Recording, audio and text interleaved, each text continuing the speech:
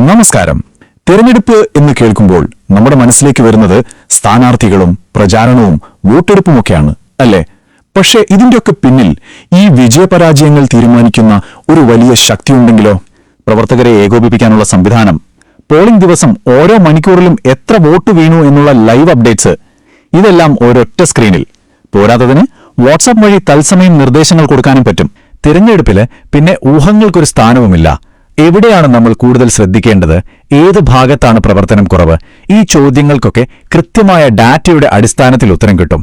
അതായത് നിങ്ങൾ എടുക്കുന്ന ഓരോ തീരുമാനത്തിനും വ്യക്തമായൊരു അടിത്തറയുണ്ടാകും.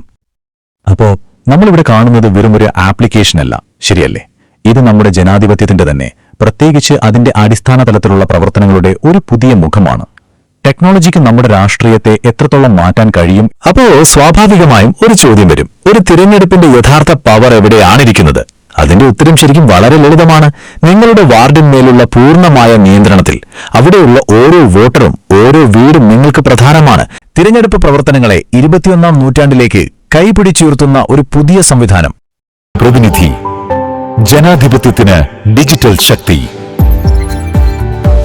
നമ്മൾ വിജയിക്കും. നമ്മൾ പഴയ കാലത്തല്ല, നമുക്ക് എല്ലാ ആധുനിക ആവശ്യകതകളുമുണ്ട്. എല്ലാറ്റിനുപരിയായി നമ്മോടൊപ്പം പ്രതിനിധി ആപ്പ് ഉണ്ട്.